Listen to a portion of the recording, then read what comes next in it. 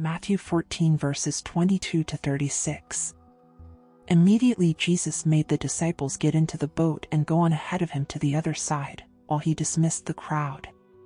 After he had dismissed them, he went up on a mountainside by himself to pray. Later that night, he was there alone. And the boat was already a considerable distance from land, buffeted by the waves because the wind was against it. Shortly before dawn, Jesus went out to them, walking on the lake. When the disciples saw him walking on the lake, they were terrified. "It's a ghost," they said, and cried out in fear. But Jesus immediately said to them, "Take courage. It is I, don't be afraid." "Lord, if it's you," Peter replied, "tell me to come to you on the water." "Come," he said. Then Peter got down out of the boat, walked on the water, and came toward Jesus. But when he saw the wind, he was afraid and, beginning to sink, cried out, "Lord, save me." Immediately Jesus reached out his hand and caught him. "You of little faith," he said, "why did you doubt?" And when they climbed into the boat, the wind died down. Then those who were in the boat worshipped him, saying, "Truly you are the Son of God." When they had crossed over, they landed at Gennesaret. And when the men of that place recognized Jesus, they sent word to all the surrounding country. People brought all their sick to him and begged him to let the sick just touch the edge of his cloak, and all who touched it were healed. Leviticus 22. The Lord said to Moses, "Tell Aaron and his sons to treat with respect the sacred offerings the Israelites consecrate to me, so they will not profane my holy name. I am the Lord. Say to them, for the generations to come, if any of your descendants is ceremonially unclean and yet comes near the sacred offerings that the Israelites consecrate to the Lord, that person must be cut off from my presence. I am the Lord. If a descendant of Aaron has a defiling skin disease or a bodily discharge, he may not eat the sacred offerings until he is cleansed. He will also be unclean if he touches something defiled by a corpse or by anyone who has an emission of semen, or if he touches any crawling thing that makes him unclean, or any person who makes him unclean, whatever the uncleanness may be. The one who touches any such thing will be unclean till evening. He must not eat any of the sacred offerings unless he has bathed himself with water. When the sun goes down, he will be clean, and after that he may eat the sacred offerings, for they are his food. He must not eat anything found dead or torn by wild animals, and so become unclean through it. I am the Lord. The priests are to perform my service in such a way that they do not become guilty and die for treating it with contempt. I am the Lord, who makes them holy. No one outside a priest's family may eat the sacred offering, nor may the guest of a priest or his hired worker eat it. But if a priest buys a slave with money, or if slaves are born in his household, they may eat his food. If a priest's daughter marries anyone other than a priest, she may not eat any of the sacred contributions. But if a priest's daughter becomes a widow or is divorced, yet has no children, and she returns to live in her father's household as in her youth, she may eat her father's food. No unauthorized person, however, may eat it. Anyone who eats a sacred offering by mistake must make restitution to the priest for the offering and add a fifth of the value to it. The priests must not desecrate the sacred offerings the Israelites present to the Lord by allowing them to eat the sacred offerings and so bring upon them guilt requiring payment. I am the Lord, who makes them holy.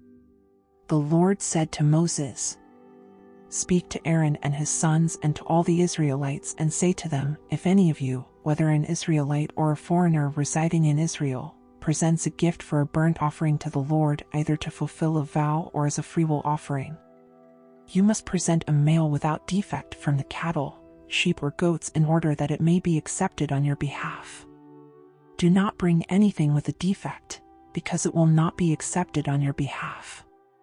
When anyone brings from the herd or flock a fellowship offering to the Lord to fulfill a special vow or as a freewill offering, it must be without defect or blemish to be acceptable. Do not offer to the Lord the blind, the injured or the maimed, or anything with warts or festering or running sores. Do not place any of these on the altar as a food offering presented to the Lord. You may, however, present as a freewill offering an ox or a sheep that is deformed or stunted, but it will not be accepted in fulfillment of a vow. You must not offer to the Lord an animal whose testicles are bruised, crushed, torn, or cut. You must not do this in your own land. And you must not accept such animals from the hand of a foreigner and offer them as the food of your God. They will not be accepted on your behalf, because they are deformed and have defects. The Lord said to Moses, "When a calf, a lamb, or a goat is born, it is to remain with its mother for 7 days. From the 8th day on, it will be acceptable as a food offering presented to the Lord. Do not slaughter a cow or a sheep and its young on the same day. When you sacrifice a thank offering to the Lord, sacrifice it in such a way that it will be accepted on your behalf. It must be eaten that same day, leave none of it till morning. I am the Lord. Keep my commands and follow them. I am the Lord. Do not profane my holy name, for I must be acknowledged as holy by the Israelites. I am the Lord, who made you holy, and who brought you out of Egypt to be your God. I am the Lord." Leviticus 23. The Lord said to Moses, "Speak to the Israelites and say to them, These are my appointed festivals, the appointed festivals of the Lord, which you are to proclaim as sacred assemblies. There are 6 days when you may work, but the 7th day is a day of Sabbath rest, a day of sacred assembly. You are not to do any work. Wherever you live, it is a Sabbath to the Lord. These are the Lord's appointed festivals, the sacred assemblies you are to proclaim at their appointed times. The Lord's Passover begins at twilight on the 14th day of the first month. On the 15th day of that month the Lord's festival of unleavened bread begins. For 7 days you must eat bread made without yeast. On the first day hold a sacred assembly and do no regular work. For 7 days present a food offering to the Lord. And on the 7th day hold a sacred assembly and do no regular work. The Lord said to Moses, "Speak to the Israelites and say to them, When you enter the land I am going to give you and you reap its harvest, bring to the priest a sheaf of the first grain you harvest. He is to wave the sheaf before the Lord so it will be accepted on your behalf. The priest is to wave it on the day after the Sabbath. On the day you wave the sheaf, you must sacrifice as a burnt offering to the Lord a lamb a year old without defect, together with its grain offering of 2/10 of an ephah of the finest flour mixed with olive oil, a food offering presented to the Lord, a pleasing aroma, and its drink offering of 1/4 of a hin of wine. You must not eat any bread, or roasted or new grain, until the very day you bring this offering to your God. This is to be a lasting ordinance for the generations to come, wherever you live. From the day after the Sabbath, the day you brought the sheaf of the wave offering, count off 7 full weeks. Count off 50 days up to the day after the 7th Sabbath, and then present an offering of new grain to the Lord. From wherever you live, bring 2 loaves made of 2/10 of an ephah of the finest flour, baked with yeast, as a wave offering of first fruits to the Lord. Present with this bread 7 male lambs, each a year old and without defect, 1 young bull and 2 rams. They will be a burnt offering to the Lord, together with their grain offerings and drink offerings, a food offering, an aroma pleasing to the Lord. Then sacrifice 1 male goat for a sin offering and 2 lambs, each a year old, for a fellowship offering. The priest is to wave the 2 lambs before the Lord as a wave offering, together with the bread of the firstfruits. They are a sacred offering to the Lord for the priest. On that same day you are to proclaim a sacred assembly and do no regular work. This is to be a lasting ordinance for the generations to come, wherever you live. When you reap the harvest of your land, do not reap to the very edges of your field or gather the gleanings of your harvest. Leave them for the poor and for the foreigner residing among you. I am the Lord your God. The Lord said to Moses, "Say to the Israelites, on the first day of the 7th month you are to have a day of Sabbath rest, a sacred assembly commemorated with trumpet blasts. Do no regular work, but present a food offering to the Lord. The Lord said to Moses, "The 10th day of this 7th month is the Day of Atonement. Hold a sacred assembly and deny yourselves, and present a food offering to the Lord. Do not do any work on that day, because it is the Day of Atonement, when atonement is made for you before the Lord your God. Those who do not deny themselves on that day must be cut off from their people. I will destroy from among their people anyone who does any work on that day. You shall do no work at all.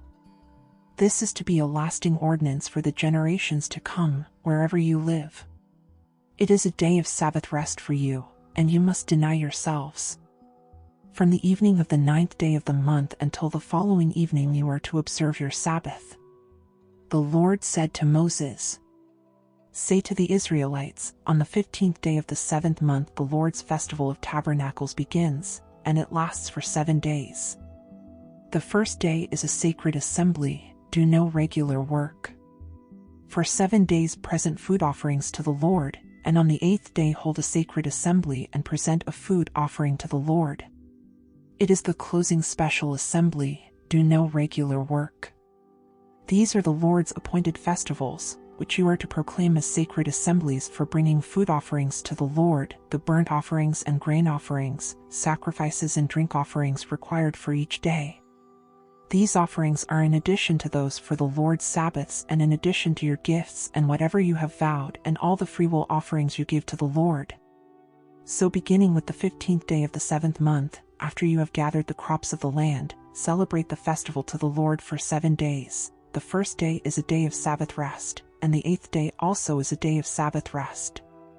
On the first day you are to take branches from luxuriant trees, from palms, willows and other leafy trees, and rejoice before the Lord your God for 7 days. Celebrate this as a festival to the Lord for 7 days each year. This is to be a lasting ordinance for the generations to come, celebrated in the 7th month.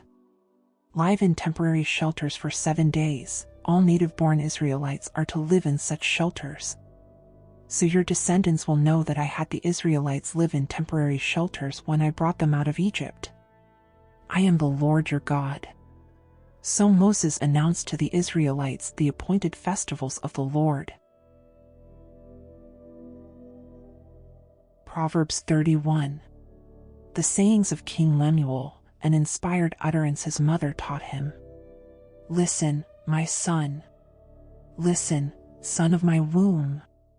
Listen, my son, the answer to my prayers. Do not spend your strength on women, your vigor on those who ruin kings. It is not for kings, Lemuel, it is not for kings to drink wine, not for rulers to crave beer, lest they drink and forget what has been decreed, and deprive all the oppressed of their rights. Let beer be for those who are perishing, wine for those who are in anguish. Let them drink and forget their poverty and remember their misery no more. Speak up for those who cannot speak for themselves, for the rights of all who are destitute.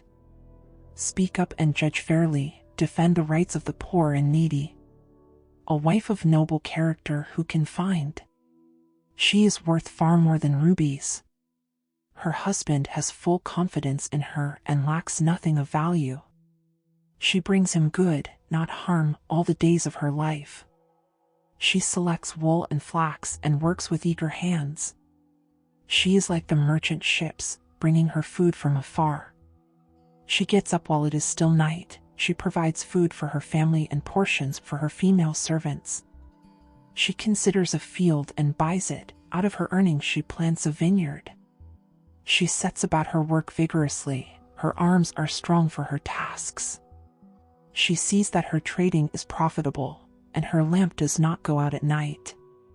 In her hand she holds the distaff and grasps the spindle with her fingers. She opens her arms to the poor and extends her hands to the needy. When it snows, she has no fear for her household, for all of them are clothed in scarlet.